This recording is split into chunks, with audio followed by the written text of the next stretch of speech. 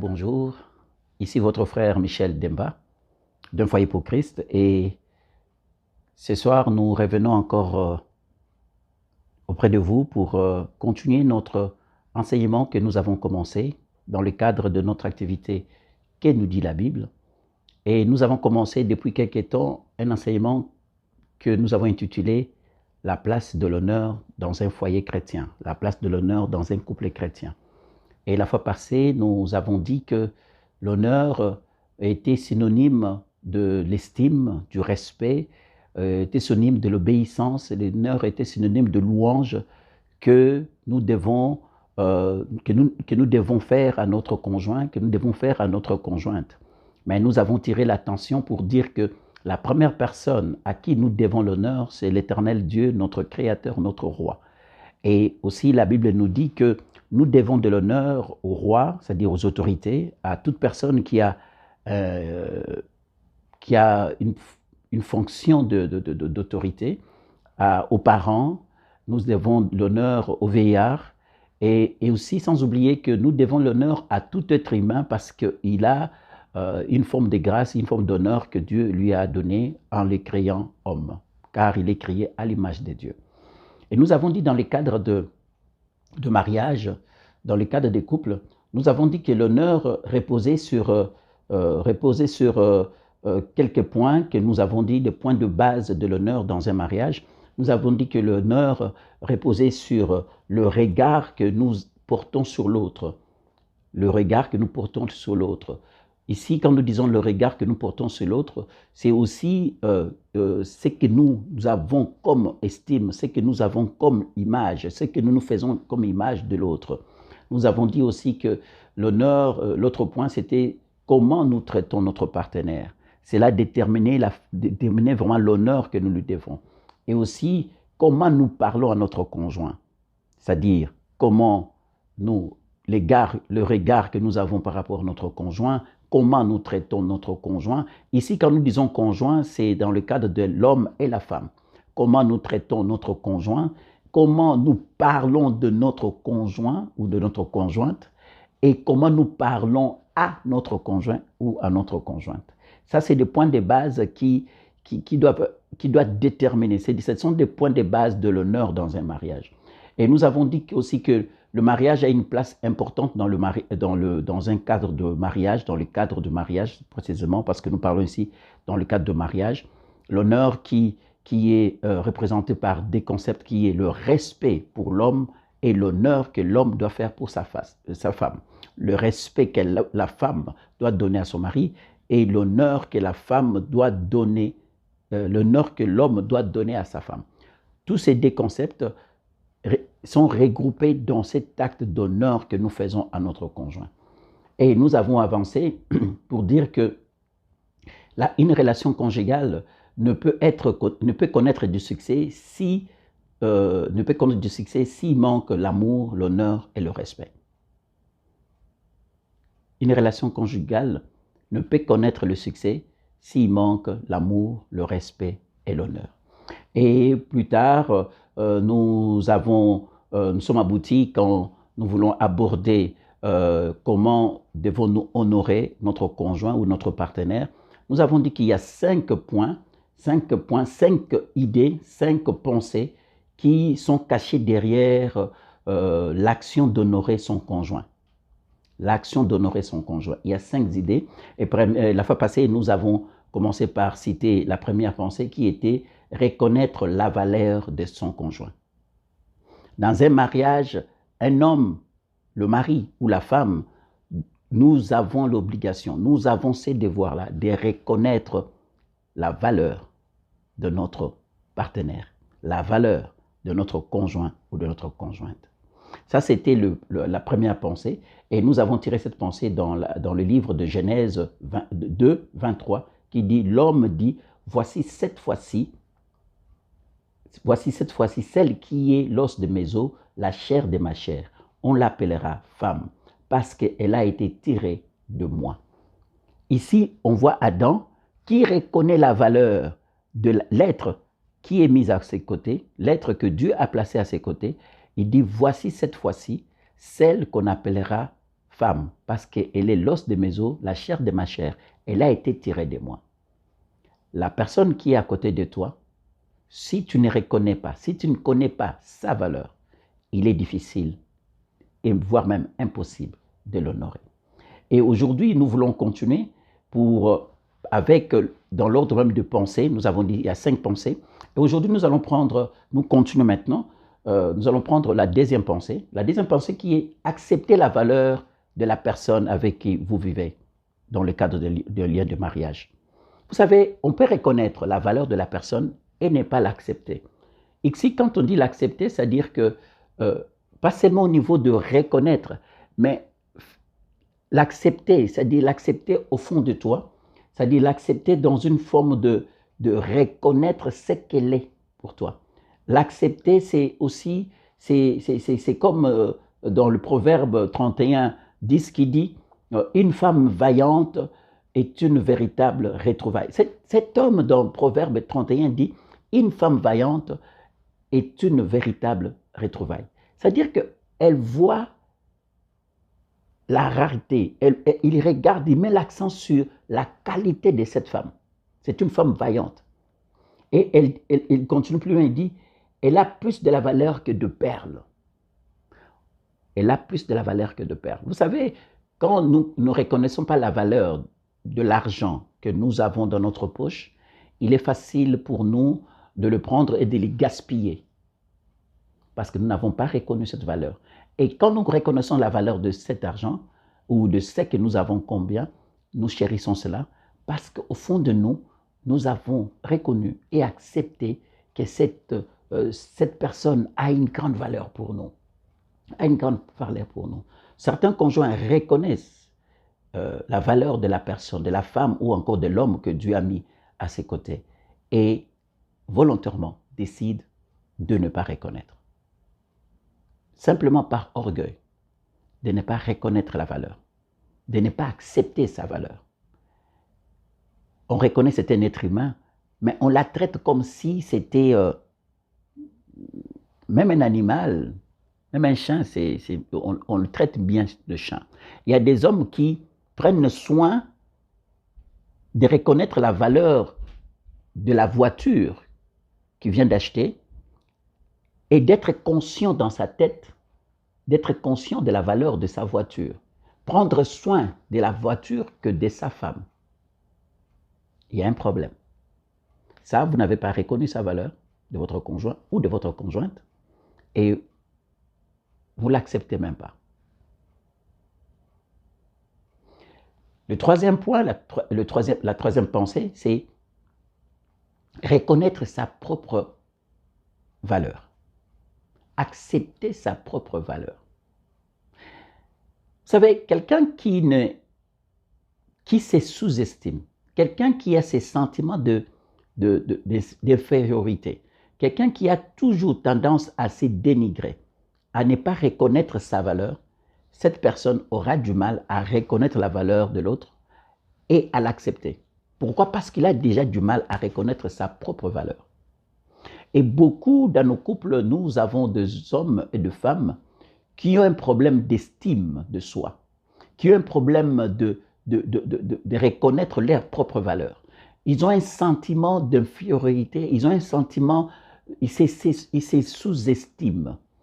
Et quand vous avez ces sentiments de se sous-estimer, vous n'avez pas d'estime pour vous-même, il est difficile de reconnaître ou d'estimer l'autre. Il est difficile d'honorer l'autre parce qu'en vous, vous ne trouvez rien de ce qui est honorable.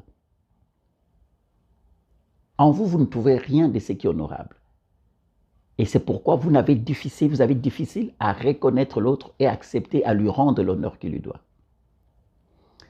Cela est vraiment bien défini par ces versets qui dit « on donne que ce qu'on a ». Pierre et son compagnon, ils entrent dans le temple, ils trouvent un malade, un paralytique, qui demande l'argent. Il lui dit « nous n'avons ni or ni argent à vous donner ». Pierre dit, mais ce que j'ai, je te le donne.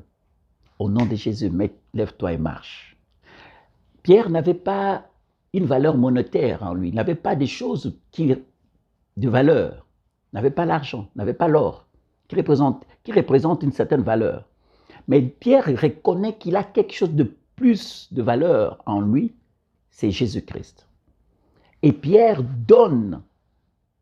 prononce une parole, il dit, mais ce que j'ai, je te les donne. On peut ne pas avoir l'argent, mais reconnaître la valeur de la personne avec qui on est et reconnaître sa propre valeur. Accepter sa propre valeur, c'est là est la clé pour commencer à honorer l'autre.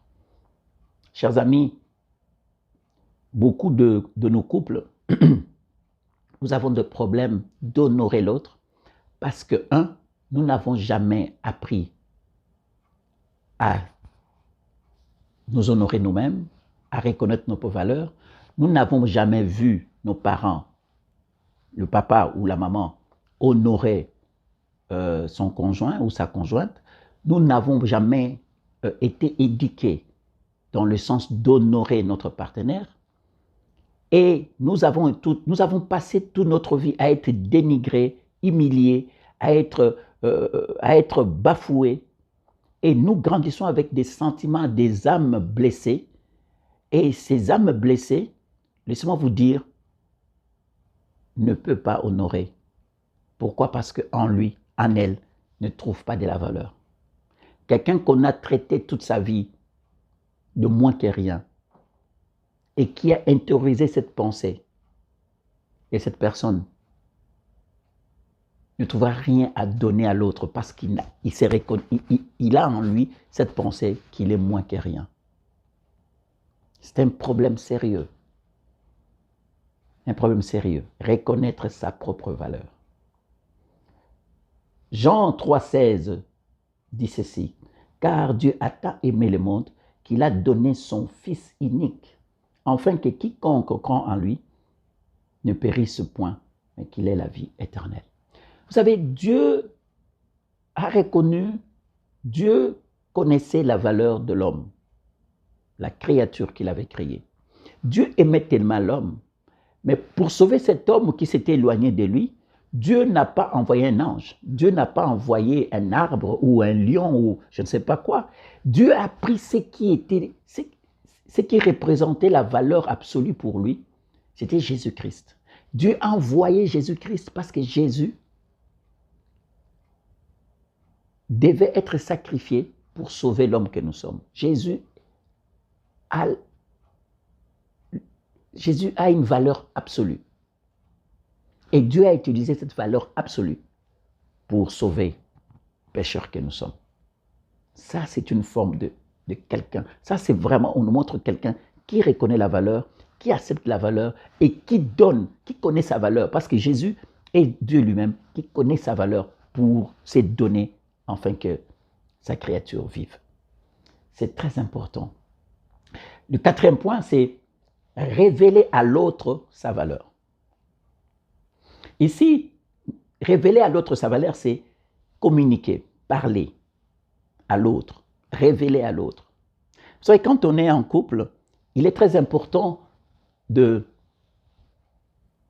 parler à l'autre, de dire à l'autre l'estime que nous avons pour elle ou pour lui, de révéler à l'autre la valeur que nous reconnaissons en elle, en lui ou en elle. Il est grave de voir que des gens qui vivent ensemble, mais qui ne se parlent pas, qui ne se disent pas, qui ne révèlent pas à l'autre la valeur que cette personne représente. Alors que si nous le faisons, laissez-moi vous dire que révéler à l'autre la valeur qu'elle a pour nous, vous ne savez pas qu'est-ce que cela peut produire.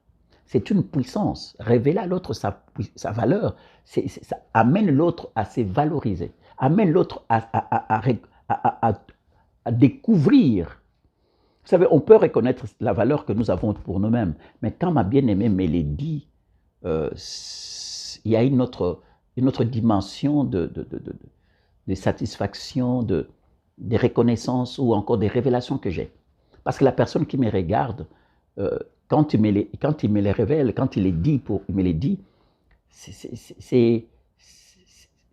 a une autre connotation. Ici, nous avons vu dans Proverbe 31, cet homme dire, une femme vaillante est une retrouvaille merveilleuse. Elle a plus de la valeur que de perles. Quand vous dites à votre conjoint que vous avez plus de la valeur que de perles, ici on prend de perles parce qu'à l'époque le perle c'était quelque chose qui avait plus de valeur. Mais aujourd'hui je dirais que je peux dire à ma conjointe, à ma femme, que tu as plus de la valeur que ma maison. Elle est inquantifiable, sa valeur était inestimable. Ta valeur est inestimable pour moi. Ça vient briser certaines choses, ça vient guérir l'âme, ça vient restaurer l'âme, ça vient ouvrir des yeux à quelqu'un qui a toujours cette tendance de se sous-estimer. Révéler à l'autre sa valeur, c'est très important. Dans Genèse 3, 20, il y a quelqu'un qui a révélé à l'autre sa valeur, c'est Adam. Adam dit ceci, Adam donna à sa femme les noms d'Ève. Souvenez-vous, avant Adam, dans Genèse 3, Adam dit, cette fois-ci, c'est la chair de ma chair, l'os de mes os, on l'appellera femme. On l'appellera femme, parce qu'elle a été tirée de moi. Mais plus loin, Adam, après avoir été chassés, ils sont chassés du jardin, quand Ève met au monde son premier enfant, Adam révèle à Ève une dimension de sa valeur qui était cachée. Adam donna à sa femme le nom de Ève. Le nom de Ève ici a une grande signification ici. Pourquoi? Parce qu'avant, on l'appelait femme. Maintenant, on va l'appeler Ève. Pourquoi? Parce qu'Adam dit, car elle a été la mère de tout le vivant. Le nom de Ève révèle la valeur que Adam a trouvée à sa femme. Il dit, on t'appellera maintenant Ève, parce que tu es la source, tu es la mère de tout le vivant. Ça, c'est une dimension profonde qu'un homme révèle à sa conjointe, sa valeur par rapport à ce qu'il vient de voir. Vous savez, nous hommes ou femmes, dans un mariage, nous avons cette responsabilité dans notre vie spirituelle par rapport à ce que le Saint-Esprit nous communique. Le Saint-Esprit nous communique aussi la valeur, nous communique aussi l'estime, nous révèle aussi certaines choses par rapport à la personne. Le Saint-Esprit nous communique, nous révèle des choses par rapport à la personne avec qui nous vivons. Dans nos moments de prière, dans tes moments de prière, il est important, toi homme, toi femme, de demander tout le temps au Saint-Esprit de te révéler des choses par rapport à ton partenaire. Pas seulement, quand je dis révéler, c'est dire que le Saint-Esprit te parle. Le Saint-Esprit te révèle des choses. Ici, ce n'est pas te révéler dans ce sens que est-ce qu'il a triché, est-ce qu'il est infidèle. Non, non. Révéler aussi, c'est dans le sens où, quand vous prenez votre temps de prière pour prier pour votre conjoint ou conjointe, prenons pour son travail, prenons pour ses projets, le Saint-Esprit vous révèle des choses pour ses projets. Prenons qu'il a un projet, la femme a un projet, et vous prenez votre temps privé pour prier pour elle, le Saint-Esprit te révèle des choses sur ces projets. Le Saint-Esprit te donne une direction pour la suite des choses. Et vous, en tant que mari, vous venez auprès de votre femme, vous dites, non, dans le moment des prières, le Saint-Esprit m'a révélé pour ces projets, voici ce que tu dois faire. Pour ton ministère, voici la direction qu'il faut suivre. C'est une révélation. Et le Saint-Esprit peut te révéler aussi des choses sur ta femme, sur ton mari. Des choses qui sortiront de ta bouche, qui viennent du Saint-Esprit, qui sortent de ta bouche, mais quand il entend de ses oreilles, ces choses qui sortent de ta bouche, lui amènent à un autre niveau ça vient encore, solidifier votre fondation de mariage. Je ne sais pas si vous prenez le temps de prier pour votre conjoint ou pour votre femme. Parce que si vous prenez le temps de prier pour votre conjoint, pour votre femme, le Saint-Esprit vous révélera des choses. Ne va pas dans la prière pour demander « Seigneur Jésus, révèle-moi l'état d'âme de mon mari. Est-ce qu'il me trompe? Est-ce qu'il est fidèle ?» Ça, c'est une dimension un peu basse. Mais quand vous allez dans des moments de prière, dans les secrets, tu vas prier, tu demandes, quand tu pries pour ton mari, pour son élévation, pour son travail, pour son ministère, même pour tes enfants, et le Saint-Esprit te révèle des choses. Jésus-Christ dit, quand le Saint-Esprit viendra, il prendra ce qui est à moi et il vous le révélera. Le Saint-Esprit prend ce que le Père a décidé dans les conseils du ministre céleste et il nous le révèle. Et nous, moi en tant qu'homme, chef de la famille, quand Dieu me révèle sur quelque chose qui concerne ma famille, mes enfants, ma femme, je deviens prophète de ma maison. Je suis prophète de ma maison. Je suis pasteur de ma maison. Et je révèle ce que l'Esprit m'a communiqué à ma femme et à mes enfants. C'est vraiment très important. Révéler sa valeur. Et autre chose, c'est que nous devons exprimer cette valeur. Vous savez, exprimer la valeur de la personne avec qui nous vivons, ici revient à dire poser des actes. Poser des actes. Quand nous reconnaissons la valeur de la personne que nous avons, cela se manifeste même par des actes que nous posons. Notre attitude par rapport à la personne. Notre attitude par rapport à la personne. Cela est très, très important. Vous savez, un proverbe latin dit ceci, la confession est la reine de preuves. La confession est la reine de preuves. Autrement dit, parler. Parler, c'est-à-dire parler ici, c'est dire, c'est-à-dire révéler ce qui est au fond de notre cœur, au fond de notre âme, révéler nos sentiments, révéler la valeur de cette personne qui vit avec nous, c'est-à-dire des paroles qui viennent de notre cœur pour révéler sa valeur.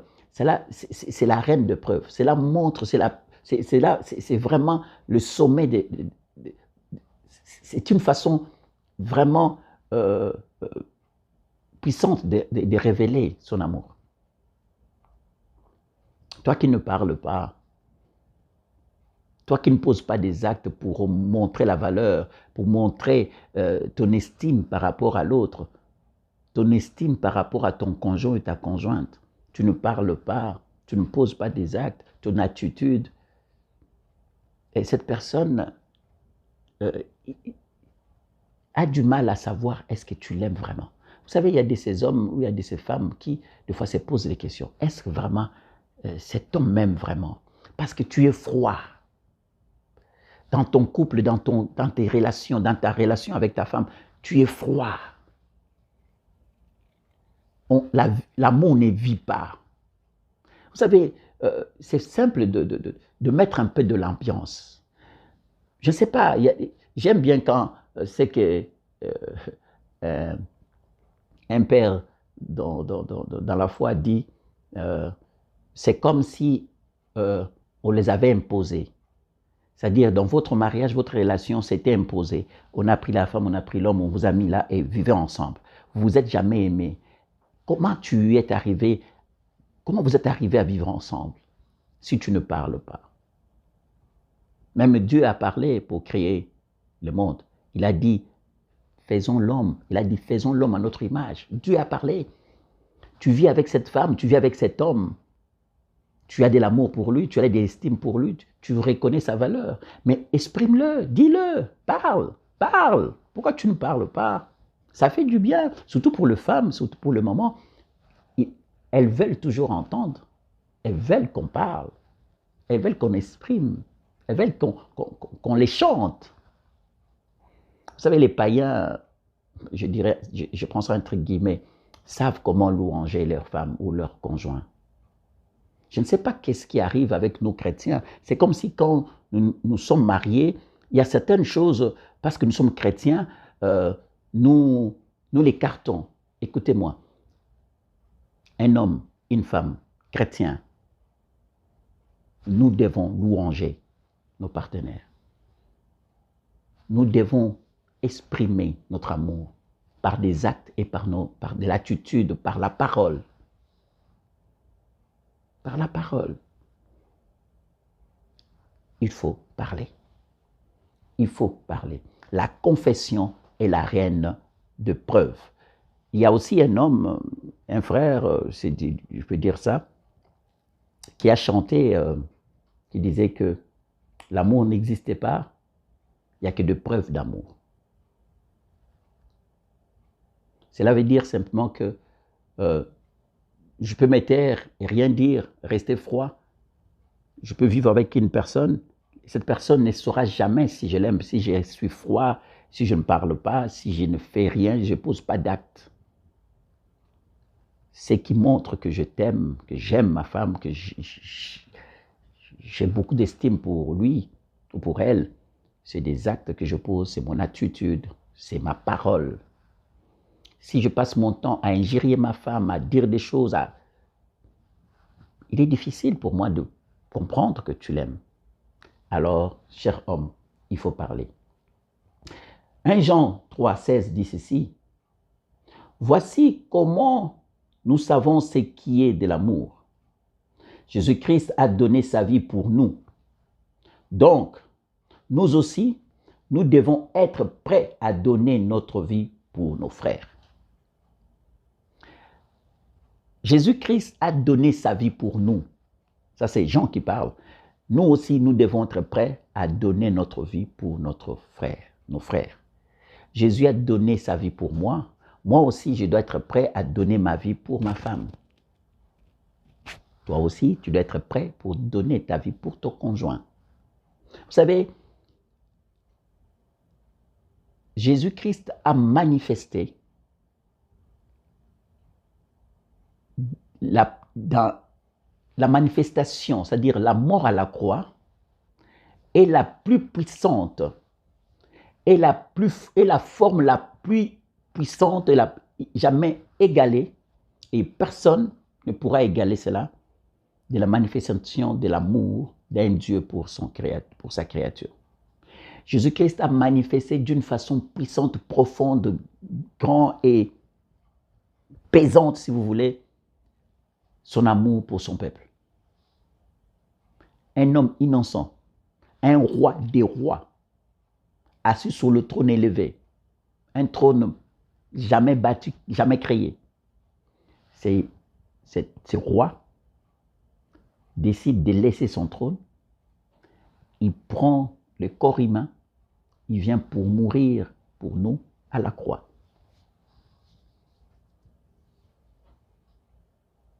C'est la façon la plus extraordinaire de montrer l'amour que Jésus a pour nous. Nous aussi, dans nos couples, ne soyons pas de ceux qui attendent qu'on nous donne, mais soyons de ceux qui donnent avant de recevoir. C'est ce que Jean nous dit ici. Si Jésus-Christ a donné sa vie pour nous, nous aussi nous devons donner. N'attends pas que ton frère, n'attends pas que ton mari pose des actes pour te montrer qu'il t'aime. Toi, femme, commence à poser des actes. L'homme n'attend pas que ta femme te montre qu'il t'aime ou qu'elle t'aime. Non, toi, commence d'abord à poser des actes. Jésus a dit, la Bible nous dit qu'il y a un plaisir à donner qu'à recevoir. C'est très important. Vous savez, il est très important d'éviter, quand nous vivons ensemble, dans le cadre de mariage, il est important d'éviter, je dirais ça, la familiarité, c'est-à-dire la monotonie, de prendre pour acquis certaines choses, de prendre pour acquis une relation conjugale ou notre mariage. Non, non. C'est lui qui prend pour acquis et qui tombe dans la familiarité oublie tout le temps d'arroser. L'amour, c'est comme un arbre qu'on doit tout le temps arroser pour que cet arbre grandisse. Mais quand on dit, ok, je ne veux pas arroser, la pluie va tomber, l'arbre sera arrosé, la pluie ne tombe pas, demain je vais arroser, ou on les fait avec négligence, vous allez voir cet arbre, la croissance sera aussi, pas aussi bonne. Vous allez voir cet arbre va grandir difficilement et donner des fruits difficilement. Soyons comme cet arbre que la Bible nous dit, cet arbre est au bord de l'eau et le feuillage est toujours vert. Notre mariage doit être comme cet arbre qui est au bord de l'eau, dont le feuillage est toujours vert. Évitons la familiarité. Alors, dans la pratique, comment une femme peut honorer? Dans la pratique, comment honorer sa femme? Dans la pratique, comment une femme doit être honorée?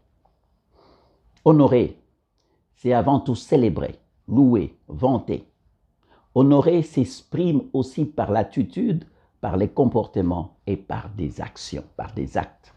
Ça, c'est la définition que nous avons prise. Proverbe 31, 28 dit ceci.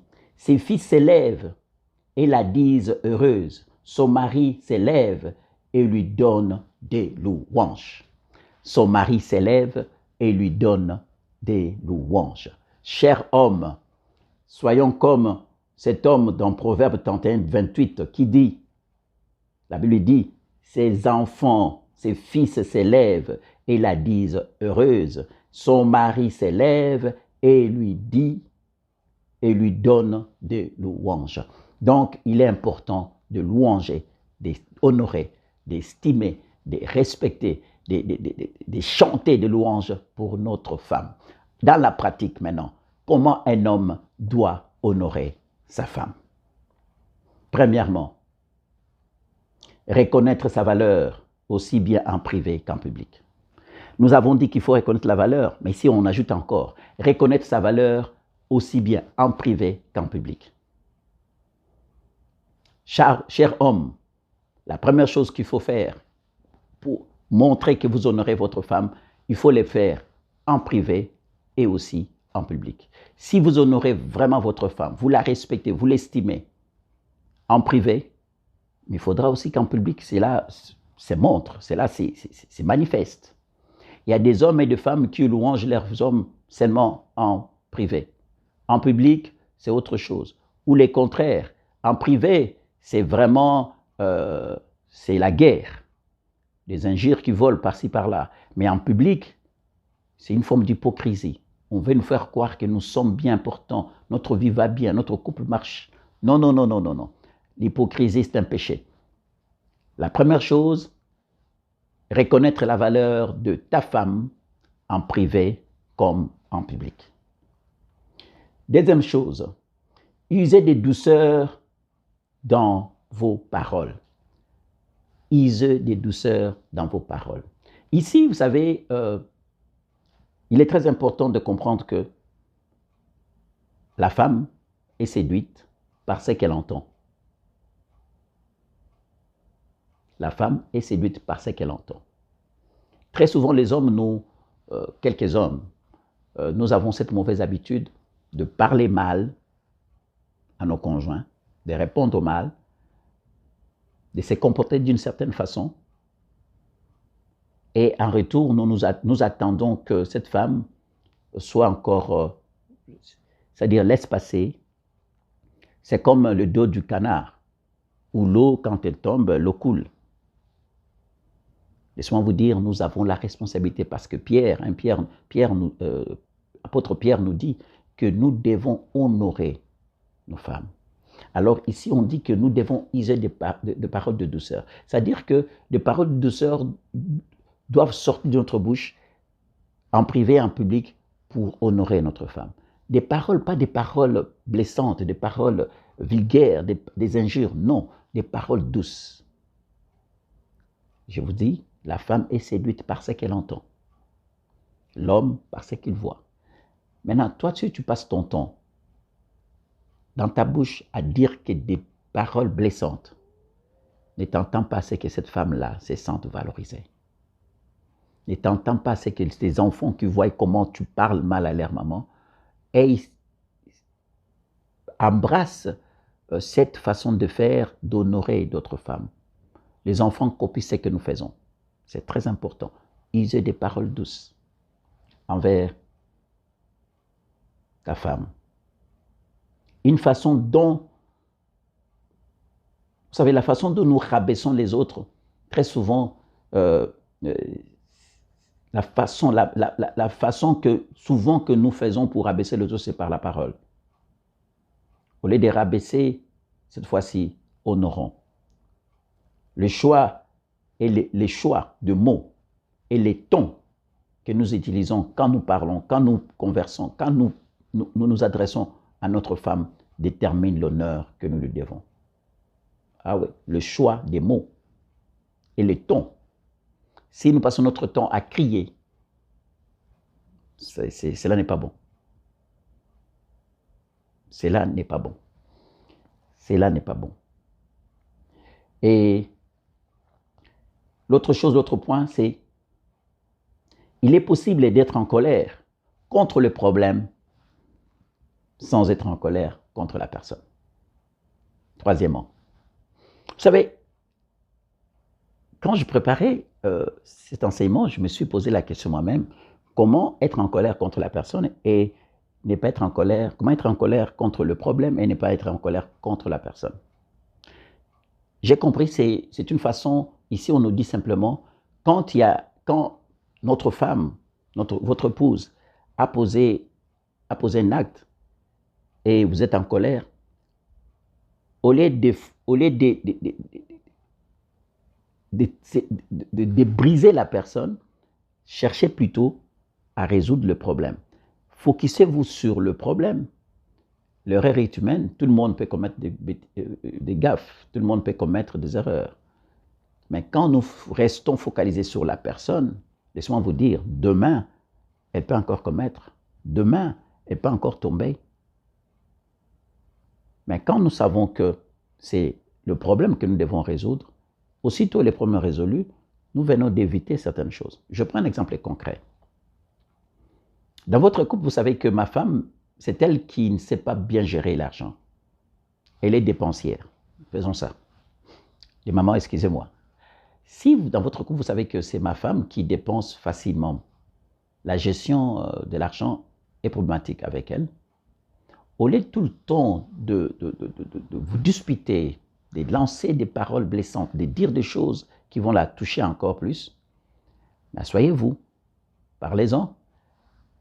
Entre vous deux, décidez qui gère mieux, celui qui est moins dépensier, et c'est à cette personne de prendre la gestion de l'argent, de budget de la maison, et de gérer pour éviter que ces problèmes arrivent. Nous sommes focalisés. Là, vous voyez que vous êtes focalisé sur le problème, vous trouvez une solution à un problème et vous passez à autre chose. C'est très important. Éphésiens 4, 26 nous dit ceci. Si vous vous mettez en colère, ne péchez point et que le soleil ne se couche pas sur votre colère. Ça, c'est quelque chose, c'est un enseignement important. Si Dieu nous prête vie, je crois que nous aurons à parler là-dessus. La colère. Quand nous sommes en colère, évitons que le soleil se couche sous notre colère. Il faut toujours, après un moment de colère, revenir, s'asseoir, parler et demander pardon à l'autre. Si des paroles sont sorties, demander pardon et de revenir sur de bonnes bases. Le pardon, reconnaître je mal parlé, pardonne-moi, j'étais en colère. Et évitez tout le temps, quand vous êtes en colère, de parler, de fois c'est taire qui est la solution. Vraiment, c'est très important.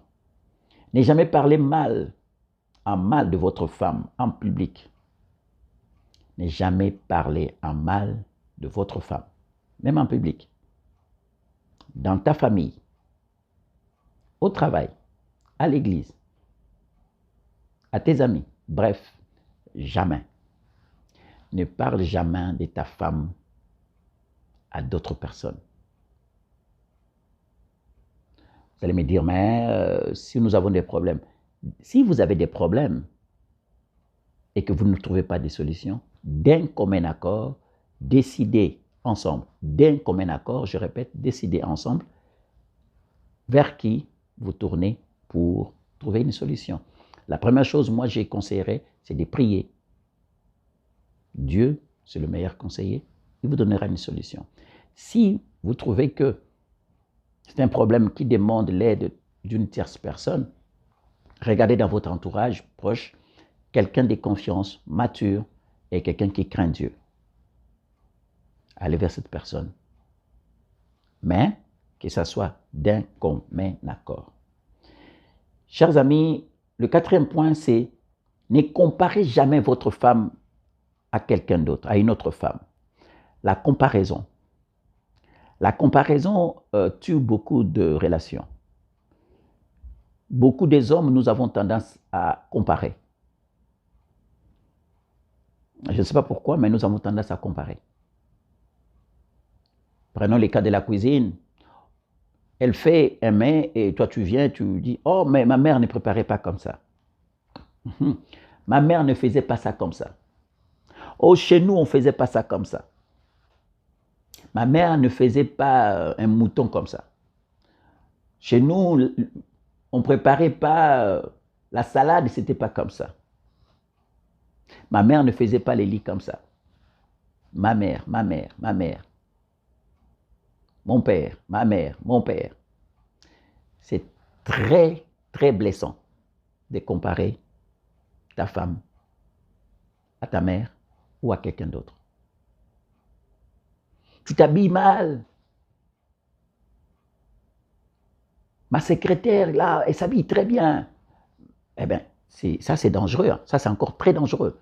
Quand tu commences à comparer ta femme à la secrétaire, c'est dès que on peut dire que tu as des yeux sur ta secrétaire. C'est une forme d'adultère. Ah oui, on en parlera un jour, de forme d'adultère. Ça, c'est une forme d'adultère. Comparer ta femme à ta secrétaire. Tu as des yeux sur ta femme. Comparer ta femme à ta mère. Mais il fallait épouser ta mère. Chers amis, c'est très mauvais, c'est très négatif de comparer sa femme à quelqu'un d'autre. Quand tu as un problème, asseyez-vous, parlez. La communication, elle est très importante. Chaque fois que vous célébrez votre femme, vous l'appelez l'existence de la splendeur que Dieu a cachée en elle. Chaque fois, je répète, que vous célébrez votre femme, vous louangez votre femme, vous honorez votre femme, vous appelez à l'existence la splendeur que Dieu a cachée en elle. Et vous la tirez vers le haut. Ça, c'est très important. Mais quand vous la méprisez, vous la comparez, vous la dévaluez dans vos propres yeux et auprès des autres, vous bloquez vous-même l'expression de son amour envers vous. Chers amis, c'est très important. C'est très important. Chaque fois que vous louangez votre femme, vous honorez votre femme, vous parlez du bien de votre femme, et en tant cela, vous êtes en train d'appeler en existence la splendeur que Dieu a cachée en elle. Vous êtes en train d'appeler en existence de valeur, de choses de valeur, la grandeur que Dieu a cachée en elle. Mais quand vous la comparez, quand vous la dénigrez, quand vous la dévaluez devant, à vos propres yeux ou auprès des autres, vous êtes en train de bloquer vous-même l'expression de l'amour envers vous. Cinquième point, prenez le temps pour dialoguer avec elle et écoutez-la. Vous savez, la personne qu'on aime, on est tout le temps porté à être là, à parler avec elle. Je me souviens quand on était fiancé avec ma femme, on passait tout le temps notre temps à parler. On parlait de tout et de rien. Et d'ailleurs, c'est en parlant tout le temps qu'on était fiancés avec ma femme, c'est là où nous avions déjà décidé les noms de nos enfants, comme Bénédicte et les autres. Parce qu'on passait tout le temps à parler. Le projet, nous sommes au Canada aujourd'hui, c'était un projet, je me souviens, c'était en 98. 98. Je me souviens encore très bien. Le projet de venir au Canada, c'était en 98, dans la cuisine. Et j'étais assis sur le congélateur, elle était en train de faire la cuisine, on parlait. Et en parlant, je lui ai dit, moi j'aime bien aller au Canada. Et aujourd'hui, on est là.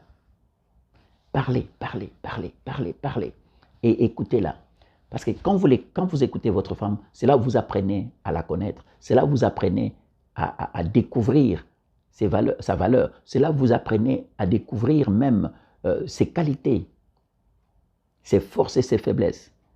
Quand vous écoutez votre femme, c'est vrai que des fois on dit « Ah, les femmes parlent beaucoup », mais écoute-la. Prends le temps de l'écouter.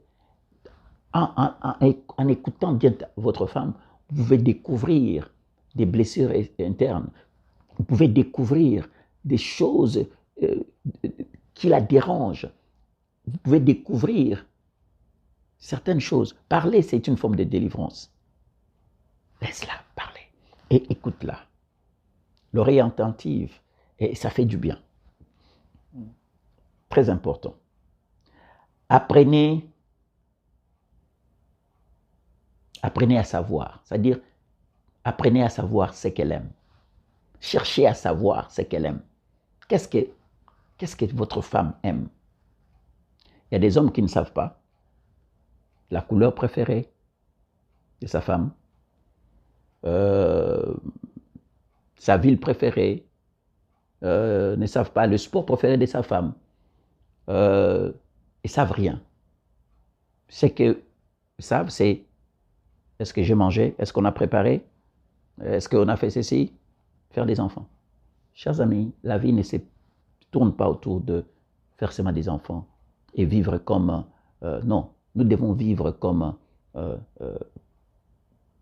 des amis qui se connaissent, qui prennent le temps de parler, qui prennent le temps de connaître l'autre. Entendre l'autre, laisser l'autre parler, c'est de la découvrir aussi. Et connaître, quand vous l'écoutez, vous découvrirez ce qu'elle aime. C'est quoi sa couleur préférée? C'est quoi sa voiture préférée? Ça peut être banal, mais c'est très important. Est-ce qu'elle aime le sport ou la politique? Comment vous pourriez l'orienter? Comment vous pourriez l'aider si vous ne savez pas? Ces moments d'angoisse. Est-ce que si elle passe par des moments difficiles ou de joie, si elle a des ambitions, elle va être quoi? Elle va être qui demain? C'est en parlant, c'est en prenant, c'est en connaissant ce qu'elle aime que vous pouvez vous orienter vos efforts pour l'aider. Septièmement, l'avant-dernier point pour aujourd'hui, la soutenir et l'encourager dans ses rêves. Chers amis, quand on aime une personne qu'on estime, quand on aime une personne, quand on veut honorer la personne qui vit avec nous, on l'encourage, on la soutient. Il est difficile de voir des hommes et des femmes qui l'homme a un projet, la femme, ça lui dit absolument rien. Et d'ailleurs, le projet de l'homme, c'est plus ses amis qui sont au courant de ses projets que sa femme. Une femme qui a des projets, c'est plus sa maman ou ses sœurs, ses frères qui sont impliqués dans le projet. L'homme n'en sait rien.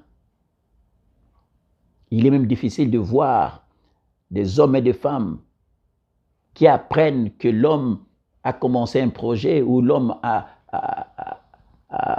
une parcelle ou encore l'homme a acheté quelque chose quelque part à travers les enfants ou à travers des amis. Laissez-moi vous dire, là, il faut vous poser des questions. Êtes-vous partenaire vraiment dans votre couple? Soutenir le projet, soutenir votre femme et l'encourager. Soutenir votre femme dans ses rêves et l'encourager. Soutenir votre femme dans ses études et l'encourager. soutenir votre femme dans ses rêves et l'encourager. C'est très important. C'est une façon de montrer que j'honore ma femme. Et le dernier point pour aujourd'hui, c'est ne traitez pas votre femme comme une servante. Chers amis, ne traitez pas votre femme comme une servante. Une servante, pourquoi? Elle est bonne à faire le travail, à faire le souper, à repasser, à faire des habits, à faire des enfants. Il n'y a pas de complicité. Vous ne faites pas des sorties ensemble. Vous n'avez pas un moment d'intimité où vous êtes, vous deux, vous soyez, vous parlez, vous riez. Vous êtes comme le chat et les chiens, tout le temps en train de vous quereller. Non, elle n'est pas une servante. Si vous avez besoin d'une servante, il fallait chercher une servante. Elle est votre moitié. Et en tant que telle, elle a besoin d'être écoutée, elle a besoin d'être honorée, elle a besoin d'être estimée, elle a besoin d'être encouragée, elle a besoin d'être soutenue. Comment traitez-vous votre femme? Comme une servante ou comme votre partenaire, comme votre moitié? Cela est très important. Éphésiens 5, 25 nous dit ceci: Marie, aimez vos femmes comme Christ a aimé l'Église. Il s'est lui-même livré pour elle, afin de la sanctifier par la parole, après l'avoir purifiée par le baptême d'eau, afin de faire apparaître devant lui cette Église glorieuse, sans tache ni ride, ni rien de semblable, mais sainte, irrépréhensible. C'est ainsi que le mari doivent aimer leur femme, comme leur propre corps. Celui qui aime sa femme s'aime lui-même. Éphésiens 5, 25 résume tout. Si tu aimes ta femme, si tu aimes ta femme, si tu aimes ton corps, tu dois aimer ta femme. Parce qu'elle est une partie de toi. Adam a dit, la chair de ma chair, l'os de mes os. Très important. Et pour finir, pour aujourd'hui, nous allons prendre le 9e point. Je croyais qu'il y en avait 8, il y a 9. Le 9e point dit ceci: faites du temps pour votre femme. Créez du temps pour votre femme. Créez du temps pour votre femme. Chère Marie, en pratique, nous venons de voir ce que nous devons faire pour honorer nos épouses, nos partenaires. Cher homme, la parole vient de nous dire, ce n'est pas mon papa Michel qui en parle, c'est la parole. Tout est soutenu par la parole. Comment tu dois honorer ta femme? Comment tu dois honorer ta femme? Et le dernier point très important, créez un temps pour votre femme. Créez un temps pour votre femme. Ne soyons pas comme, ne vivons pas comme en Occident. Même en Occident, vous savez, nous courons tout le temps. Nous nous réveillons à 5 heures, nous rentrons à 20 heures, 21 heures ou à 16 heures pour d'autres. Mais aussitôt, arrivé à la maison, c'est manger, le devoir, dodo, demain matin, le cycle recommence. Mais créons un temps. Arrêtons-nous un moment de dire, ok, on a beaucoup couru, prenons un temps et reposons-nous, parlons. Cher homme, il faut prendre le temps de vous arrêter, de créer un temps. Vous savez, de trouver un moment où vous pouvez faire une surprise. Vous allez dans un hôtel 5 étoiles. C'est quoi pour vous? Ou si vous n'avez pas le moyen de trouver un hôtel 5 étoiles, mais prenez un temps, vous éloignez un peu de nos courses de tous les jours.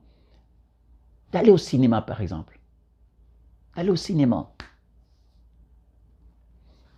De prendre un temps ou d'aller même au McDo, vous asseoir, vous achetez quelque chose et vous êtes ensemble avec votre femme, vous n'êtes que deux, il n'y a pas d'enfant, vous parlez. Vous parlez pas d'argent.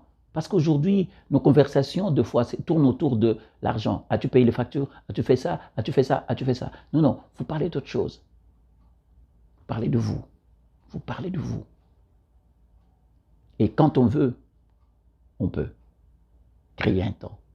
Créer un temps où vous louez une chambre dans un motel, dans un hôtel, vous programmez cela et vous allez vous passer un week-end loin des enfants, loin des bruits, loin de courses de tous les jours. Et vous êtes là, vous passez un temps à vous reposer, à parler. Ça fait du bien. Ça fait du bien. Vraiment, nous sommes contents. Nous sommes contents et nous voulons que Dieu nous aide à mettre en pratique ces choses. Aujourd'hui, nous avons parlé en pratique comment nous avons fini avec le 5 pensées des bases pour honorer, qui se cache derrière l'honneur. Et nous avons commencé en pratique comment un homme doit honorer sa femme. Il y a 9 points.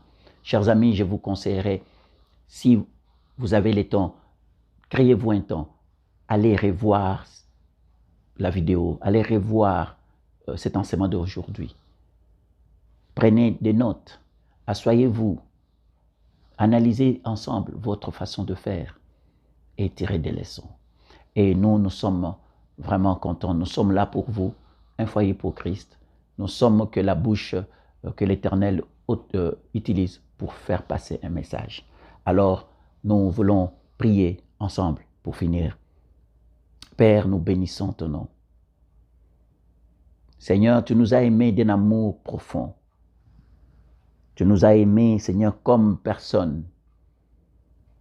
Autrefois, nous avons péché, Seigneur, tu ne nous as pas abandonnés, tu ne nous as pas laissés de côté. Tu as sacrifié ton Fils unique, Jésus-Christ. Il est venu sur cette terre des hommes afin de mourir pour nous et de nous récupérer, de nous donner, Seigneur, d'ouvrir cette grande porte, Seigneur, afin de revenir, Seigneur, auprès du Père. Quel amour, quelle manifestation de l'amour. Merci, Seigneur. Merci, aide-nous, Papa. Saint-Esprit, viens nous aider, viens guérir, viens transformer, viens toucher notre être, afin que nous soyons restaurés, afin que nous soyons transformés et que nous soyons prêts à honorer nos conjointes, à honorer nos femmes, à honorer nos épouses, comme cela est écrit dans la parole. Père, nous te disons merci. Aide-nous à mettre en pratique Éphésiens 5, 25, Seigneur Jésus. Comme toi, tu as été livré pour l'Église, que nous soyons prêts à livrer, Seigneur, nous livrer aussi pour nos femmes, que nous soyons prêts à nous sacrifier, nous soyons prêts à les aimer, Seigneur, parce qu'ils font partie de nous. Cher Saint-Esprit, aide-nous. Touche des hommes, touche des femmes, touche des couples, Seigneur, qui passent par ces moments, qui se reconnaîtront par ce que nous venons de dire. Seigneur, ta parole dit, ta parole nous a franchis. La vérité, Seigneur, qui est dans ta parole nous a franchis. Aide-nous, Seigneur, à nous affranchir et à être des couples, à être des foyers restaurés. Dans le nom de Jésus, nous t'avons ainsi prié. Amen. Chers frères, merci. Nous vous demandons de liker nos vidéos, d'aller vous abonner sur notre compte YouTube Un Foyer pour Christ et aussi sur notre page Facebook Un Foyer pour Christ, afin de ne pas manquer nos vidéos. Prochainement, nous revenons très vite pour le troisième partie de notre série La place de l'honneur dans les couples. Et cette fois-ci, nous verrons comment un homme doit être honoré, comment une femme doit honorer son conjoint. Que Dieu vous bénisse. Vraiment, nous vous disons merci. À très bientôt. Que Dieu vous bénisse. Bye bye.